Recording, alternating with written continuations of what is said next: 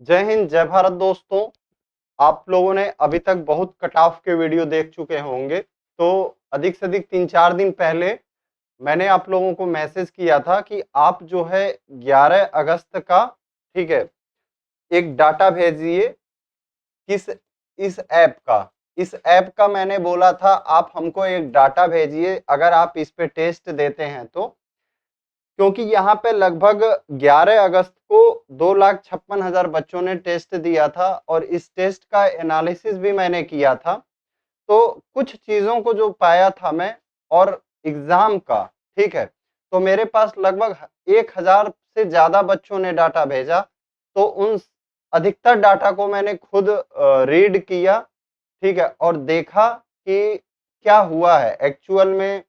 जो चीजें हैं मैं इस पूरे वीडियो के माध्यम से बताऊंगा। आप अगर पेशेंस है तो इस वीडियो को ध्यान से समझने का प्रयास करिएगा, ठीक है। मैं लॉजिकल चीजों को बात करूंगा, अनुमान मतलब बहुत ज्यादा लगाने की कोशिश नहीं करूंगा। जो लॉजिक से चीजें होती हैं उसी पर बात करूंगा, ठीक है। तो चैनल को सब्सक्राइब करके रखिएगा और वीडियो को शेयर करिएगा। तो यहाँ पे जो आपका सबसे पहले तो जान लीजिए, उत्तर प्रदेश पुलिस का भर्ती है। इसमें अधिकतर बच्चे वो भी एग्जाम दे रहे होंगे जो एसएससी जीडी का एग्जाम देते हैं। बात समझने का प्रयास करिएगा, चाहे अदर स्टेट वाले हों, चाहे आपके उत्तर प्रदेश के हों। तो ऐसे बहुत से बच्चे हैं जो एसएससी जीडी का एग्जाम हर साल देते रहते हैं, ठीक है। इस चीज को आप नोट करिएगा, पहला पॉइंट।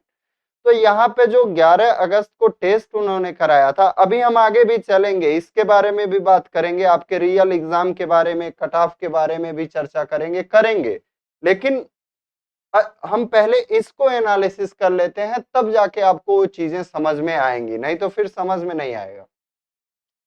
तो यहाँ पे जो बच्चे टेस्ट देते हैं, लगभग 2,56,000 बच्चे टेस्ट दिए।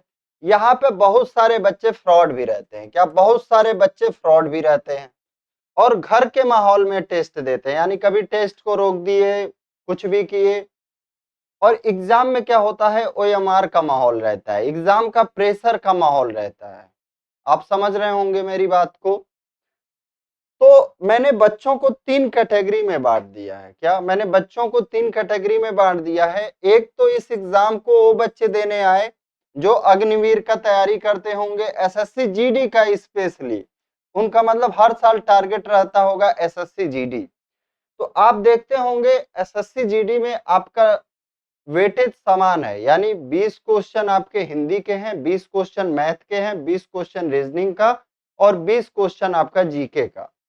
तो वहां पे बच्चा क्या करता है, वह यहाँ पे, और आपके क्वेश्चन जो है बेसिक रीजनिंग से पूछे जाते हैं।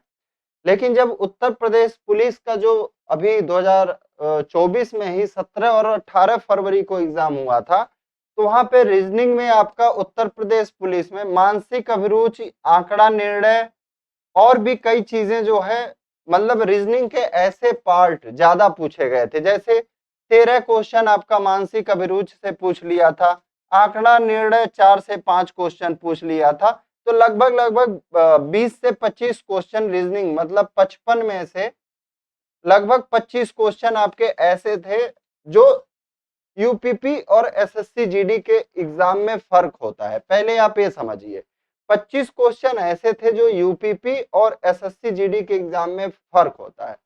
तो कुछ बच्चे ऐसे थे जो सिर्फ यूपीपी को टारगेट करके इस मार्केट में आए थे, यानी उन्होंने सिर्फ यूपीपी का कोर्स लिया था, कहीं पे लिया हो, ठीक है। हमने मान लिया यूपीपी का उन बच्चों ने कोर्स लिया और एक स्पेसिफिक प्लेटफॉर्म पे टेस्ट देते थे। अब होता क्या था, यहाँ पे बच्चा मान लीजिए मानसिक अभिरुचि का लिमिटेड टॉपिक को पढ़ लिया और उसके क्या होते थे, यहाँ पे टेस्ट में इसको रिपीटेड क्वेश्चन होते थे, यानी किताबों से क्वेश्चन होते थे। तो बच्चा 13 में से कोई कोई 12, 13 भी, 11 भी सही कर देता था, ठीक है। क्या करता था, मानसिक अभिरुचि और आंकड़ा निर्णय, इन सब टॉपिक को बहुत ज्यादा समय दिया। बात समझिएगा, उसने जो रीजनिंग की बेसिक चीजें होती हैं, ठीक है, जैसे आपका एनोलॉजी हो गया, क्लासिफिकेशन हो गया, कोडिंग डिकोडिंग हो गया, नॉन वर्बल रीजनिंग हो गया, इन सब चीजों पे उसने फोकस नहीं दिया। जिसने सिर्फ यूपीपी का, इसने उत्तर प्रदेश जीके पे ज्यादा फोकस किया, मानसिक अभिरुचि का हौवा बना के इस पे ज्यादा फोकस किया, आंकड़ा निर्णय पे फोकस किया। उसने अपना बहुत ज्यादा समय इन 25 क्वेश्चंस को और यूपी जीके पे फोकस किया।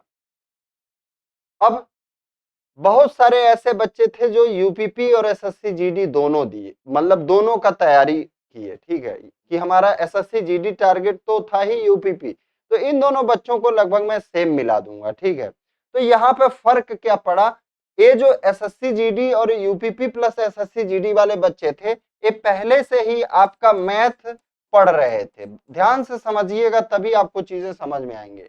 लेकिन जो यहाँ यूपीपी वाला बच्चा था, इसका माइंडसेट क्या कहता था कि मैथ में तो सिर्फ 17, 18, 19 क्वेश्चन आते हैं, हमारा रीजनिंग में 55 क्वेश्चन आता है, हम पूरा फोकस रीजनिंग पे ही ज्यादा करें। मैक्सिमम बच्चे का मैं बता रहा हूँ थिंकिंग।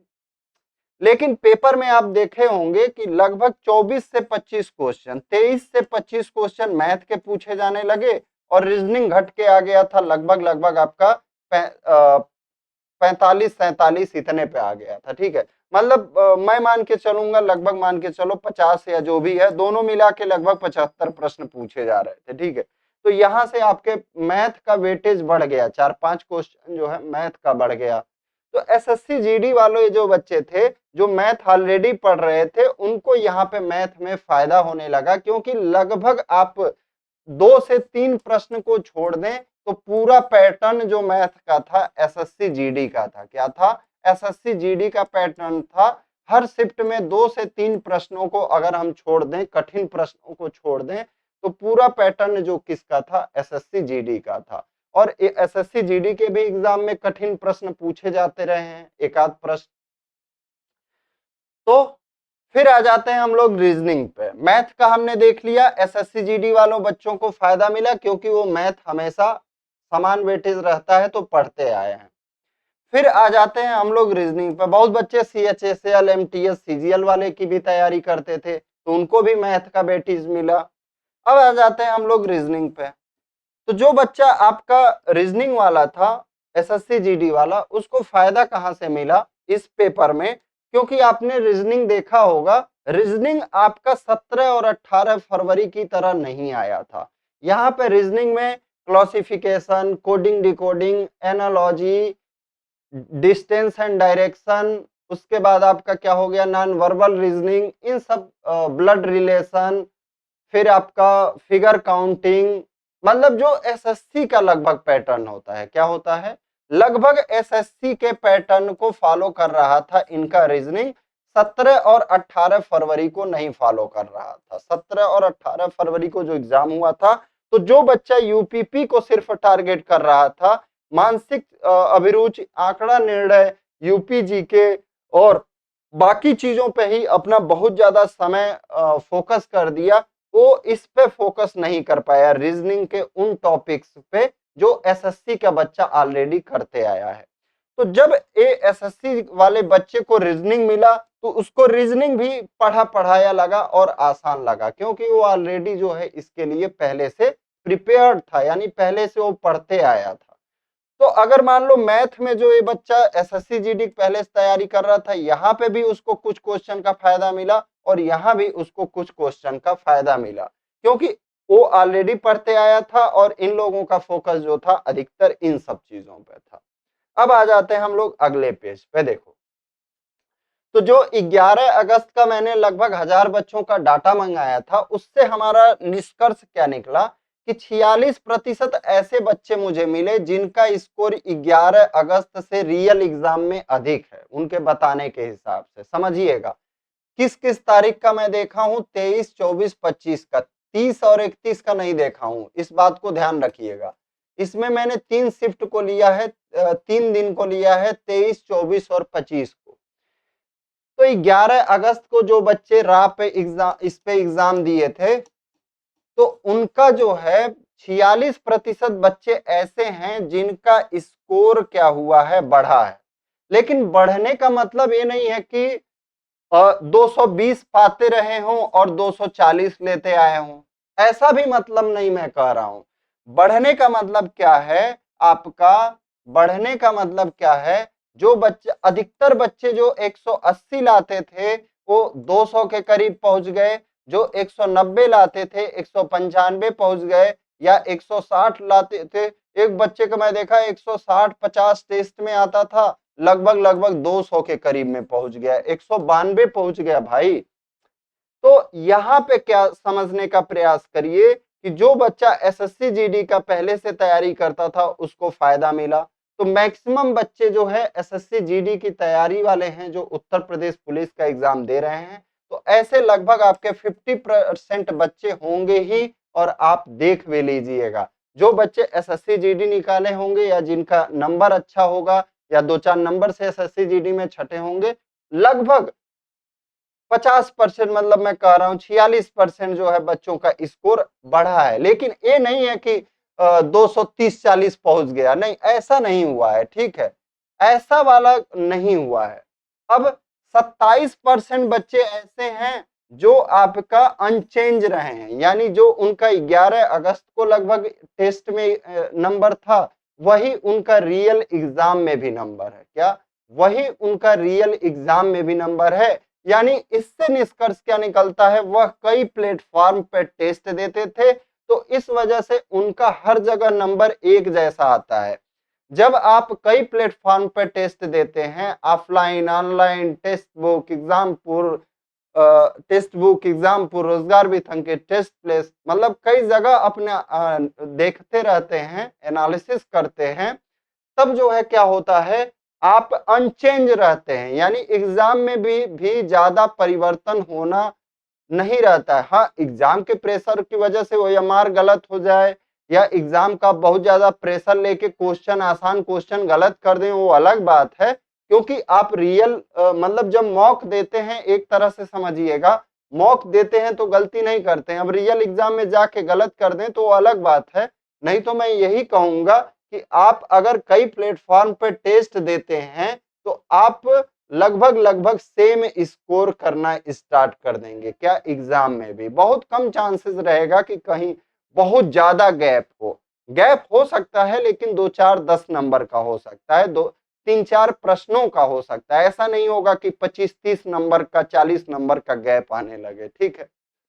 अब अंतर क्या पड़ा, मैंने आपको बताया ही, जो बच्चे यूपीपी पे स्पेशल फोकस थे उन्होंने इस पे ज्यादा फोकस किया। और गलतियां कहां पे हुई हैं, देखिए, नंबर कम कहां से हुए हैं बच्चों के।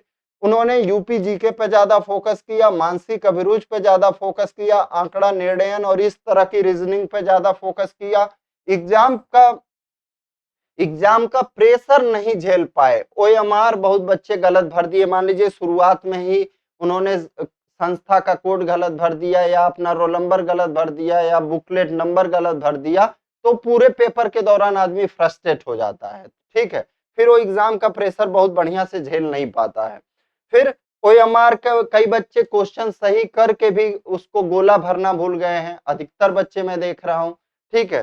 तो इन सब चीजों की वजह से भी स्कोर में क्या है, कमी आई है। तो अब आगे बढ़ते हैं हम लोग। जब भी आप, मैं यही कहूंगा, और ये देखिए 26% बच्चे ऐसे हैं जिनका स्कोर कम हुआ है, और कई बच्चों का तो स्कोर बहुत ज्यादा कम हुआ है, ठीक है। तो ये चिंता का विषय है। अगर आपका 11 अगस्त पे तुलना में अगर आपका स्कोर बहुत ज्यादा कम हुआ है और इस कैटेगरी में आते हैं, तो आपको क्या करना चाहिए, कई प्लेटफॉर्म पर टेस्ट देना चाहिए, और सिर्फ जो आपको कोर्स में पढ़ाया जाता है उसी के भरोसे नहीं बैठना चाहिए, ठीक है। अब आ जाइए, अब हम आ जाते हैं यहाँ पे वैकेंसी के बारे में बात करते हैं। तो देखो, मैं यहाँ पे सबका जो है कट ऑफ का या वैसा अनुमान लगाने में सक्षम मैं अपने आप को नहीं मानता हूँ, क्योंकि जब तक हमारे पास हुए बच्चों की लिस्ट ना रहे, मैं अनुमान लगाना बहुत वो नहीं कहूंगा। लेकिन 11 अगस्त के आधार पर मैं कुछ आपको बताना चाहूंगा डाटा के साथ।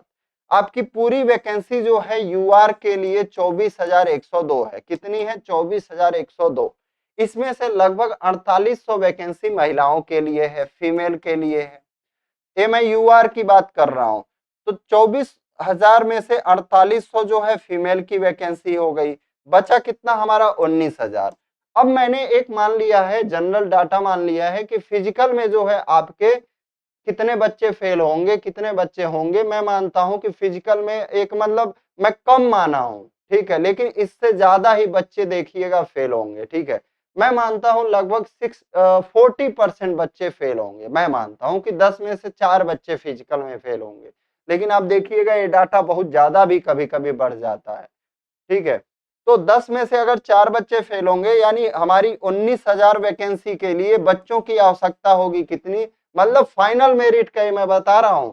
नहीं तो 19,000 सीट के लिए तो बुलाया जाएगा कम से कम आपका 19 दूनी 38 8 47,000 बच्चों को बुलाया जाएगा, 47,000 बच्चों को बुलाया जाएगा। लेकिन मैं मानता हूं कि जो बच्चा 19,000 सीट के लिए 32,000 से 35,000 रैंक तक रहेगा वो लगभग सेफ रहेगा, ठीक है। तो अब देखते हैं, जिस बच्चे का रोजगार भी अंकित पे 210 था, उसका रैंक आया था 21,656। तो इसी आधार पर मैं कहना चाहूंगा। अच्छा, एक बात मैं बताना भूल गया, तो जो ये आपका नंबर बढ़ा था ना, अधिकतर जो बढ़ा है आपका 25 तारीख का पहला और दूसरा शिफ्ट का बढ़ा है। 25 तारीख का पहला और दूसरा शिफ्ट का बढ़ा है। ये जो 46% बच्चों का स्कोर बढ़ा है, हाइक हाइक हुआ है, ये अधिकतर वो बच्चे हैं जिनका मतलब इसमें भी बढ़ा है, 23-24 वाले में भी बढ़ा है, मैं ये नहीं कर रहा हूं उसमें नहीं बढ़ा है, लेकिन 25 तारीख की फर्स्ट और सेकेंड शिफ्ट में स्कोर ज्यादा बढ़ा है। और 30 और 31 वाले में भी देखेंगे, रोजगार वितंकित में उनका अलग आता रहा होगा और हो सकता है यहाँ पे स्कोर अलग आया होगा, ठीक है, ज्यादा आया होगा। और जो स्कोर डाउन हुआ है, सबसे ज्यादा डाउन हुआ है आपका 23 तारीख की पहली और दूसरी शिफ्ट में बच्चों का, यानी रोजगार वितंकित पे इतना उनका आता था और यहाँ पे जो है इतना आता है, मतलब कम हुआ है, ठीक है। तो ये 23 का पहला और दूसरा शिफ्ट में ज्यादा कम हुआ है, बाकी 23 और 24 में कम हुआ है, 25 में जो है आपका बढ़ा है। क्या हुआ है? 25 में अधिकतर बच्चों का बढ़ा है। अब देखिए, तो यहाँ पे क्या आया डाटा, 19,000 के लिए हमें चाहिए रैंक 32,000 से 35,000 तक हमारा रैंक है। तो इस पे मैं अनुमान लगाया कि अगर 210 पे आपका स्कोर पे कितना रैंक आ जाता है, 21,000 रैंक आ जाता है, ठीक है। और सभी एग्जाम प्रेशर और हर चीज को हम लोग देखते हुए मैं एक मतलब बात कहना चाहूंगा कि जिन बच्चों का 23 और 24 तारीख को, कितना को, 23 और 24 तारीख को लगभग यूआर में 205 बन रहा है, ओबीसी और ईडब्ल्यूएस में 200 बन रहा है, एससी एसटी का अंदाजा लगाना और महिलाओं का जो है अंदाजा लगाना, सही सच कहूं तो मेरी क्षमता से बाहर है। क्यों चीजें बाहर है? क्योंकि देखो, लिस्ट पूरा एक ही बनता है, जो 2.5 गुना बच्चे बुलाए जाते हैं। पहले देखो, आपका ऊपर में मतलब सभी बच्चों को मिक्स रहते हैं, जैसे लगभग मान लो 1 से लेके आपका 47,000 तक, कितना, जैसे मान लो ये जनरल की कितनी सीट है, 19,000 सीट थी, तो 19 का 2.5 गुना करेंगे, लगभग 1 से 47,000 तक सभी बच्चे रहेंगे, लगभग लगभग इस तरह से रहेगा। इसमें मतलब महिलाएं भी रहेंगी, पुरुष भी रहेंगी, ओबीसी भी रहेंगे, ईडब्ल्यूएस भी रहेंगे, एससी एसटी जनरल सब रहेंगे, ठीक है। तो अब इसके बाद कितना क्या होगा वो अंदाजा निकालना मुश्किल होता है। थोड़ा ईडब्ल्यूएस और ओबीसी और यूआर का निकल जाता है, क्योंकि ये लोग शुरुआत में आते हैं। क्यों? एक लोग शुरुआत में आते हैं, जैसे मान लो एक एग्जांपल मैं बताऊंगा, आर्मी का दौड़ होता है, आर्मी का दौड़ होता है, तो जो शुरुआत में बच्चे आते हैं आप उनको आसानी से पहचान सकते हैं कि हाँ यही बच्चे रेस निकाले हैं। लेकिन अगर कह दिया जाए कि पूरा लोगों का वो करिए तो डाटा मुश्किल हो जाता है। तो मैं वही कहूंगा, मतलब जो भी आपका रनिंग में, तो मुझे लगता है रनिंग का जो रहेगा इससे भी कम रहेगा, इतने पे मुझे लगता है कि फाइनल हो जाना चाहिए, ठीक है। 23 और 24 की शिफ्ट में जो बच्चे का इतना लगभग होगा, मुझे लगता है फाइनल हो जाना चाहिए, ठीक है। ऐसा मुझे फील हो रहा है कि मतलब हो जाना चाहिए, क्योंकि इनको नॉर्मलाइजेशन भी मिलेगा, देखिएगा इनको नॉर्मलाइजेशन भी मिलेगा। बाकी 25, 30 और 31 वालों को मैं कहूंगा मतलब इतना लगभग आपके स्कोर लगभग आ रहे होंगे, तो मुझे लगता है फाइनल होने का चांस बहुत ज्यादा रहेगा। ये बस आपका बॉयज के लिए है, ठीक है।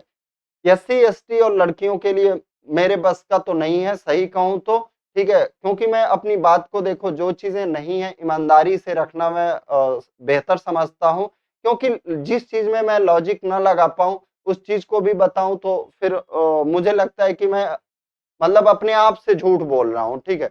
और अपने आप से झूठ बोलना मतलब सही नहीं लगता है, ठीक है। तो और ऐसा कोई मेरे पास मशीन है नहीं कि मैं मशीन को कह दूं यू आर मतलब इनका बच्चों का रैंक निकाल दो, ऐसे कर दो, ठीक है।